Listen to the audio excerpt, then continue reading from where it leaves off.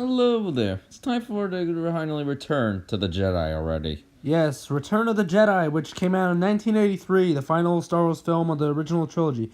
So we'll just get right to the chase. Literal chase. The movie literally starts with Jabba's palace, and let me tell you this before we get onto it, that this is a very, very long scene due to the changes, so we'll talk about that later. Anyway, C-3PO and R2-D2 try to get into the palace, as well as when they do, they meet Jabba the Hutt. And Jabba basically is literally just complaining about random shit, and then as a result of that one, basically he gets a message from Luke basically saying on how he will be defeated soon. And that R2-D2 and C-3PO will be his basically slaves, so they have taken into this room where this droid likes to torture people named EV-99. And it's also revealed that Chewbacca's captured by this guard, which you'll see who it is soon, because later that day, Han Solo gets frozen. Anyway, Leia saws him out, and yes, this is the edited version. I meant thought out. Anyway, yeah, Han Solo finds out it is Leia, but he cannot see. But when they get caught, Leia gets turned into a slave for Jabba the Hutt. Random prostitute moment. And then Han Solo gets reunited with Chewbacca after he gets put in a cell with him, and that's where Luke starts to enter the Jabba's palace. Anyway, and so while Luke is, in the palace, he goes in there to confront, basically, you know who. But he goes under a trap door in which he encounters this monster called the Rancor. Yeah. And he ends up beating him by putting that giant steel cage on his back. Anyway, time to go to Jabba's sail barrage. Yeah, basically. Or barge. And here's another edit that Lucas made. Which is the Sarlacc pit. Yeah. There's no tentacles or mouth here. Yeah, this time. Anyway, so Luke's execution is to jump inside by literally walking the plank. Anyway, and now there's a tentacle monster. That's the change for the Sarlacc pit. But instead, Luke refuses to go in as he literally goes into a random fight, and Boba Fett dies. Yeah, so Boba Fett dies. And Han Solo starts to get his vision back while trying to shoot one of the tentacles of the Sarlacc pit. And Leia gets a little justice herself by literally kicking that thing in the butt. And no, just choking him. And the sail kills him. While the sail barge explodes. Yeah, and basically the explosion gets even, bigger, let's face it. As our main characters basically escape. So then Luke travels back to the Dagobah system. And during the Dagobah system, basically he asks Yoda to help continue his training, but Yoda says he's pretty much almost done already. Meanwhile, the Emperor comes to visit the Death Star while he meets with Darth Vader.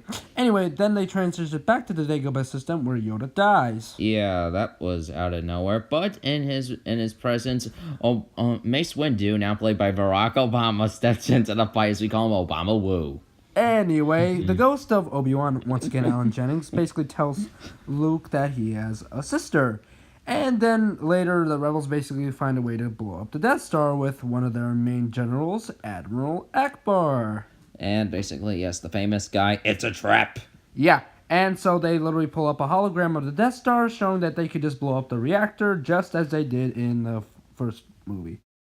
Mike, who is Obama Woo? It's Mace Windu from the prequels, now played by in the original trilogy, Barack Obama. You're not listening to me. What happened to Samuel L. Jackson? He got recasted to Barack Obama. Anyway, so they travel to Endor where the Ewoks live. And this is where I actually think the movie actually starts to be good. And we get into this really dang good chase scene into the freaking forest where Leia and Luke, bikes. Yeah, where Leia and Luke are fighting off these stormtroopers literally in the form of a freaking race. Also, That is awesome. And I want to point out somebody made this model in Legos. Yeah, that's a really dang good model.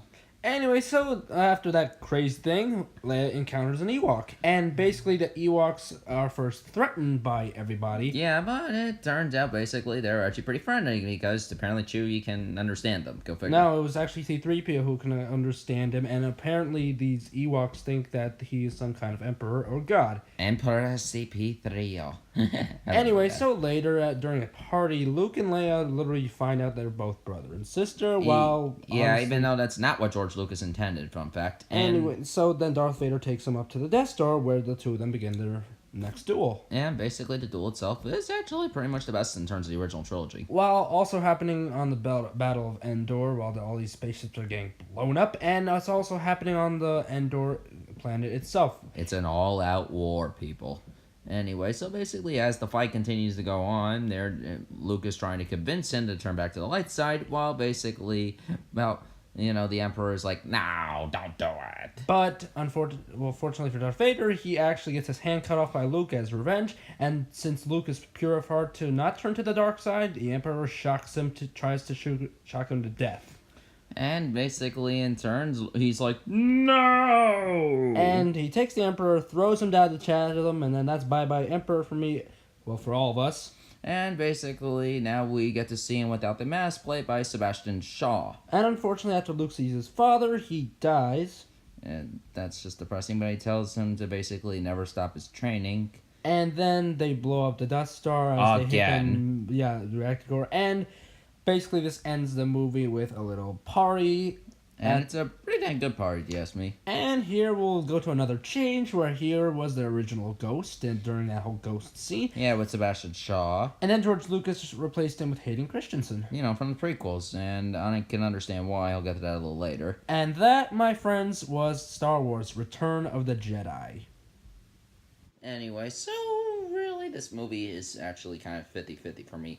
People actually say it's the weakest in terms of the original trilogy. I can understand why. That Jabba sequence, even with the changes, was just too long. Seriously, it's ironically enough, once the Ewoks actually show up for me is actually when this movie actually starts to become good. No wonder they had their own spin-off show for a while. Yeah, but that's just something that we're not used to in this. The Jabba scenes carry out way too long. Seriously, I might be a minority, but I feel like skip the first half of this movie. That could be its own thing on its own. Go to the second half. That's when the plot actually starts.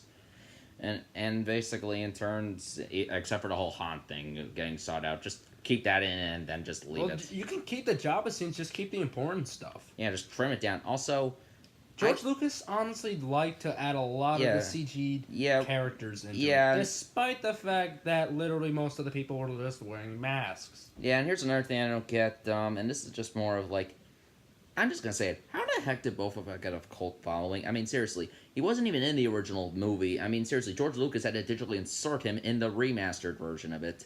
And in Episode 5, he's barely even in it. And in Episode 6, well... he just dies. He's just there to die. How did he get a cult following? I don't know. All he was done is just as basically sent by Jabba the Hutt as a bounty hunter to get Han Solo, but... he really hasn't done much. I mean, seriously. I don't... yes, Boba Fett is the son of Jango Fett from the Attack of the Clones. Yeah, that's the only thing. They expand on him in the prequel, but that's about it. And even then, that's not really a good prequel either. No, so how did this guy get a freaking cult following? I don't get it. I don't know. Disney just wants to make Star Wars movies on every character now. Yeah, we'll get to the whole Boba Fett movie when that ever comes. I think this movie's great. I despite the Jabba scenes, I think everything else is just great. Yes, I do agree. But time to talk about the infamous change.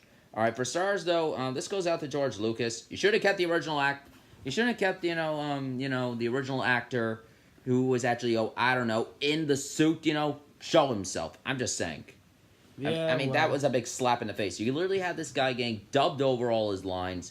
And you don't even get to see him without his mask on in terms they literally replace him. Nothing against Sebastian Shaw, he does a fine job. He does a good job, don't get me wrong. Right. But I just feel bad for it. I just feel bad for it, and he's not even allowed to attend Star Wars conventions, and that's just not right. You're basically prevented from Darth Vader. That's just really not right. No. Yeah, anyway, the infamous change. Hayden Christensen. Right, they replaced Sebastian Shaw with Hayden Christensen, which George Lucas wanted to do after literally Revenge of the Sith. Actually, that version came out in 2004, so it was actually after Attack of the Clones only. Well then. Yeah, alright, here's the thing about this. I'm actually indifferent on it. I mean, seriously, it is an insult to Sebastian Shaw. I mean, he was a great man. But I will say this. He did at least George Lucas did keep him in the whole face mask reveal scene. Yeah, but here's the thing entirely with Hayden Christensen. Wouldn't it make sense really in terms that with now Anakin being pure again is I guess one with the Force form would actually look like him in his earliest purest state. So it would actually make sense for him to look like Hayden Christensen. It would. So honestly, I'm okay with the change. It's understandable, but at the same time, I'm kind of not. Well, I just feel like both versions should exist. I mean, here's actually an idea for a change. How about in terms when the ghost is revealed, show Sebastian Shaw, but then have it fade into Hayden Christensen. Just to represent the purification. How's that for an idea? Yeah. I mean, I think that will work, and it would actually satisfy some people. I mean, but that's just my opinion. As for this movie itself, it is definitely a. It's not solid. I give it an 8 out of 10. Yeah, it's just I'm bored. I mean, I probably have to give it. I really don't want to give it a 7, so I'm gonna give it a 7.5. And the 2.5 deduction is just for Jabba, just Jabba. Honestly, George Lucas did not need to add that pointless CGI. Seriously, and the CG changes. I mean, seriously. Every time I look at the CGI changes in this movie, I look like I'm watching the fan. It looks like I'm watching the Phantom But that's Menace. because it literally is the Phantom Menace CGI. Yeah, which makes sense because these remasters came out around the same time. This was, I think, the 1997 version we watched, or maybe something else. It was actually. It might have been a mixture of both. Or 2011. It was probably. Actually, here's a good question though. They keep updating, and people are complaining about the whole not being able to see the original. Here's actually a thought. What happened to the '97 version of this film? I mean, think about it a second. I mean, Sebastian Shaw was still in that version of the movie entirely without Hayden Christensen because he wasn't even cast yet for the prequel. So wouldn't it make sense really that we could find that version? I'm just saying. That's just a thought, people. If you really want the original, that's probably the closest you could get right now. Right. Yeah, but as for this movie itself, it's definitely interesting. I personally prefer it when we actually get to the Ewoks because I really do honestly like the Ewoks a lot, and it's definitely a nice conclusion. And time for a little bit of something a little infamous.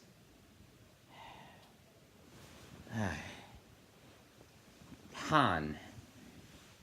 Okay, Harrison Ford. Yeah, a little spoiler for Force Awakens, but he wanted to be killed off in this movie, not in the Force Awakens. Yeah, that was the thing. I honestly am one of the people who disagree. I do understand where Harrison Ford's coming from. I mean, it would definitely be a good impact. But I do generally, believe that this movie, it wasn't needed. I'm just 100% saying I'm glad Han survived this film. And I wish he survived The Force Awakens. But from what we gather up, that Harrison Ford actually wanted to quit being Han Solo. He was willing to kill himself off in The Force Awakens, thus having his own son, Kylo Ren, kill him. Yeah, but that's The Force Awakens, a story for another time. I only brought it up for this movie because he wanted to in this movie too.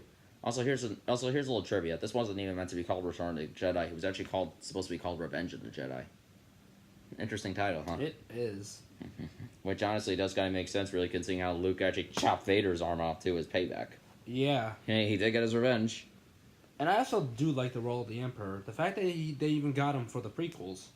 Yeah, that's definitely a bit of a shock, because the prequels have hardly any of the same actors. I mean, it's almost like that guy's role for the Emperor is just definitive. Yeah, it's just very much, but still, I mean, on the one hand, overall, I just say this movie is just a solid flick and in its own right, but it needed tweaking. Looking at you, Jabba. And George Lucas for putting in those annoying changes. Yeah, seriously, just be glad they didn't put a CG Yoda in these three. Oh, God. That would have been an insult to Frank Oz. You know Lucas would have done it if he thought of it then. Yeah, if he watched this video, he'd probably get the idea right now. Lucas, we're looking at you. Don't do it. Don't you dare. You're gonna insult Frank Oz. Seriously, it's bad enough you did it for the Phantom Menace, because, yeah, that version still had the puppet originally. Exactly. But, yeah, this movie is interesting. It's solid. And I really do feel like this movie could have spawned a spin-off show for Ewoks, and it actually did. So, hey, kudos. All right, yeah, that's our Star Wars trilogy for the original run. Yeah, I mean, what's next? The prequels, The Force Awakens? We'll see. All right, but yeah, that's our review on Return of the Jedi, everyone. Or even Rogue One. Yes. Yeah, what's the next Star Wars movie we'll do? We will be doing The Force Awakens. Apparently. Yeah, we'll get Which is coming up in like 2 segments after this one. Yeah, so that might be a little while, though. Alright, well, next we're going to be reviewing Apollo 13. Yeah, the one that stars Tom Hanks. Yeah, time for a little bit of conclusion to space segments, at least for this one anyway. Right. For just this one segment alone. Yeah, we'll do another space segment another time. Also, by the way, here's my Ninja Turtle shirt. I really do like it. Just figured to show it off. Yeah, overall, a solid flick, and I would recommend it in its own right. And while he drinks the jug, I will be signing off for us. Peace. Shall we go to the movies? Apollo 13. Let's do it.